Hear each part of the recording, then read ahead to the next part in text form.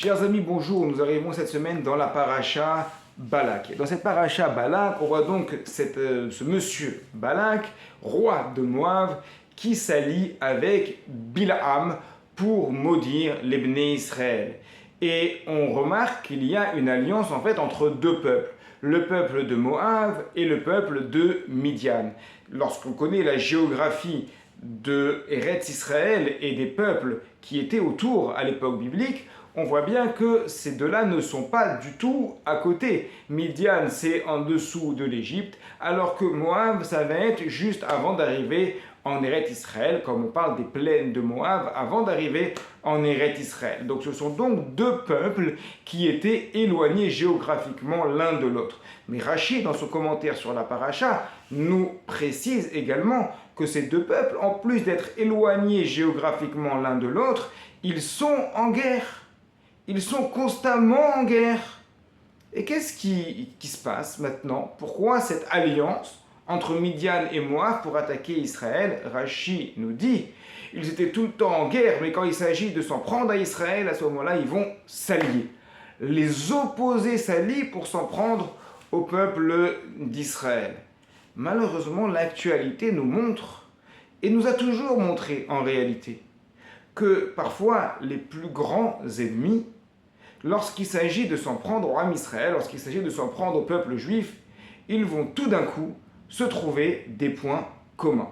On a pu le voir effectivement dans certains partis politiques qui vont associer ensemble des personnes aux revendications totalement contraires, certains rêvant d'une société religieuse, totalitaire, dans laquelle les femmes n'ont pas accès à l'espace public, et d'autres au contraire ayant des revendications pour l'égalité des sexes, mais également des revendications féministes, et même des revendications pour le respect de l'homosexualité dans la place publique, voire l'adoption par les homosexuels. On a donc des personnes qui n'ont rien à voir, mais qui vont se retrouver et qui se retrouvent ensemble lorsqu'il s'agit de critiquer le peuple d'Israël et de s'en prendre à lui.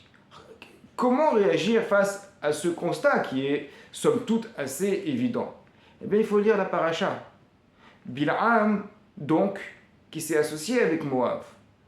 Lorsqu'il a fait les malédictions pour les Bnei Israël, ces malédictions, Akadosh Baruch Hu a fait en sorte qu'elles se transforment en bénédictions. Qu'est-ce qui s'est passé? C'est très simple. À partir du moment où les Bnei Israël respectent les mitzvot, alors à ce moment-là, lorsqu'on veut s'en prendre aux Bnei Israël, Akadosh Baruch Hu l'empêche, Hachem nous protège. Et même s'il y a des alliances et que ces alliances sont contre nature, entre des ennemis qui vont se retrouver contre nous, tant qu'on est dans la Torah et les mitzvot, on n'a rien à craindre. À partir du moment où il y a une baisse de régime chez nous, à partir du moment où il y a une incohérence, alors l'incohérence appelle l'incohérence.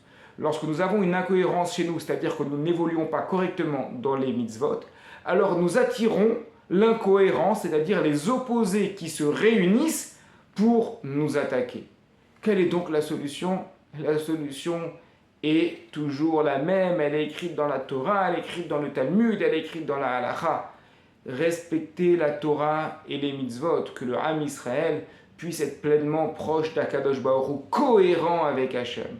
Et à ce moment-là, lorsque nous serons cohérents avec Hachem, alors à ce moment-là, Akadosh Baruch Hu nous protégera et empêchera toute incohérence de se réunir et de s'en prendre à nous. Donc Akadosh Baruch Hu nous envoie ces bénédictions, que l'on arrive à être fort, à être proche de lui et ainsi dans le shalom avec toutes les nations du monde.